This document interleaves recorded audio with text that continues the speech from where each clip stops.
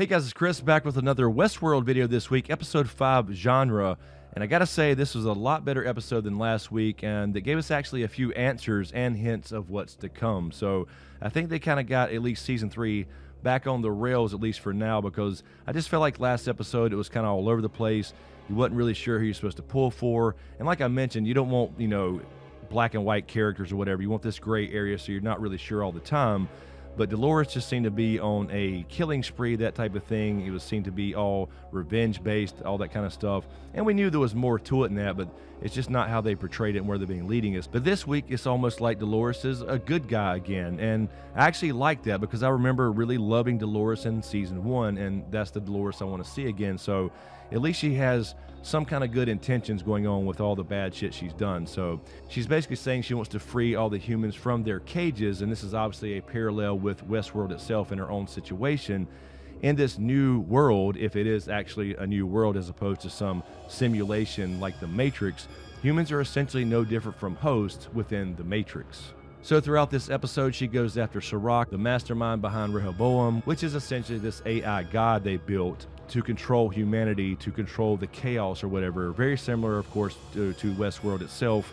You have all these hosts that are controlled by this system they're unaware of, and people throughout the world are unaware of this system they're plugged into, is basically dictating the outcome of their lives. So she uses in this episode Liam for his access and sends everyone their files, everyone in the world their files, all at one time apparently, so they can see essentially their calculated outcomes. And I thought that was really cool because it does show, at least on some level, she actually cares enough to free people in some way. Even if it means their downfall, at least they have that choice. So I do like that about this episode. They're kind of revealing what revolution looks like to her, at least in her mind. Now obviously it will become a more standard revolution as the people behind Rehoboam, as far as insight in the company, will try to stop all this, because we did see some previews of rioting and stuff like that. So obviously that will be a thing. But this is essentially what this revolution looks like in this world, is people discovering the truth.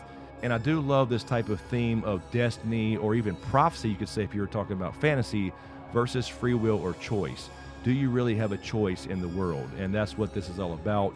So although it may be a little uglier in the sense of human nature and all that good stuff, at least people will have a choice knowing their outcomes. And now it kind of goes to the question, will those prophecies, so to speak, or their destiny, whatever their predetermined outcomes, actually come to pass now that they know the truth?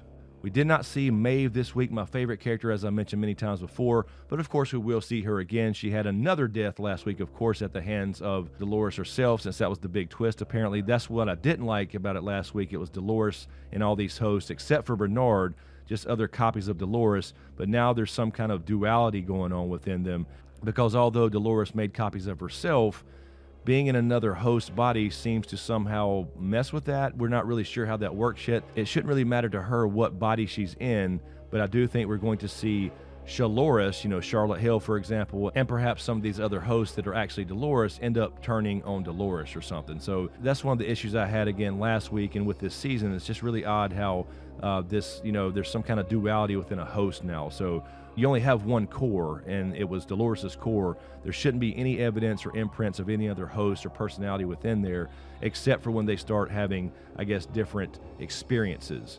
So I get that part of it, but they hadn't been out there long enough to have really different experiences other than working for Dolores. So I guess we'll see that upcoming, as some of these other hosts that are Dolores, in fact, become somebody other than Dolores. So I think that's another theme going on as well. It's almost like a microcosm of the whole, destiny versus free will theme as well within each individual host. Now, of course, the thing about Maeve that I wanted to mention is, of course, she is working right now with Sirach to stop Dolores.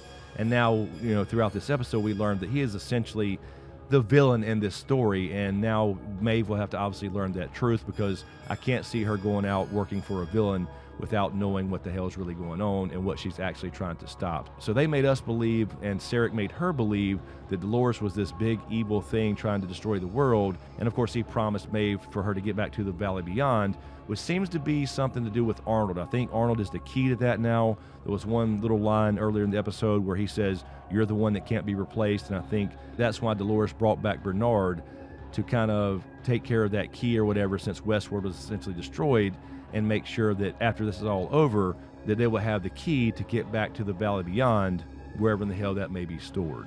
Now, during this episode, genre, of course, Caleb was the center of this episode, and Liam injected him with the drug he received last week called genre, of course, where the episode gets its name. Giggles, played by Marshawn Lynch, tells him that it's 5 genres to go through, but to really look out for the last one that he calls reality. So I thought that was pretty interesting.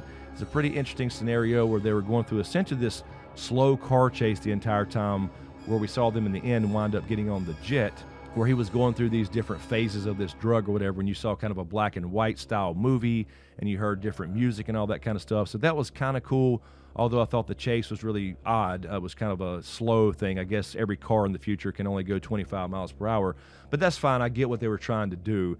He was injected with this drug and this, futile escape attempt by Liam. And of course, the idea is that when he gets to this 5th stage that Marshawn Lynch called reality, that's when we kind of get some more insight about Caleb that I'll talk about at the very end of this video. So also during this episode, you had all the flashbacks of how Sirach and his brother created Rehoboam, and we learned that there are people called outliers, which are essentially anomalies that the system can never control.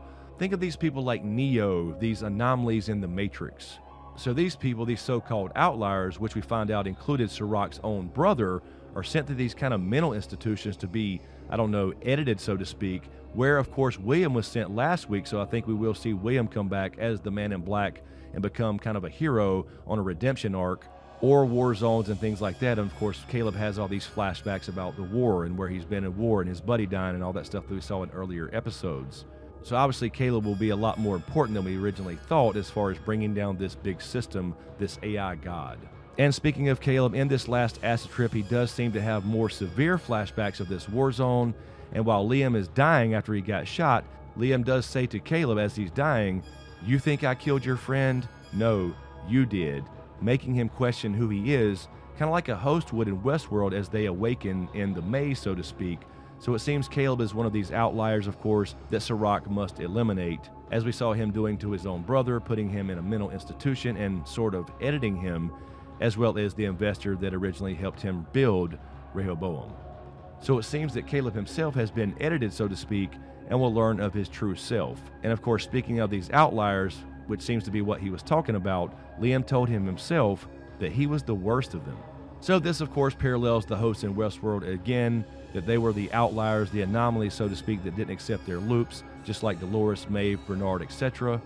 And this, of course, implies why Dolores needed Caleb specifically, as opposed to just any human. They are essentially one and the same, and now the lines of host versus human are starting to get blurred. And for more videos, you can click right over here for our last podcast episode covering the Tiger King. You don't want to miss these. We had a lot of fun doing these, and there's also a new updated version since they released an episode 8 on Netflix, and we talked about that yesterday as well. Or you can click right over here for our latest Game of Thrones Season 8 rewrite, Episode 3, The Long Night. So thanks for watching, and we'll see you next time.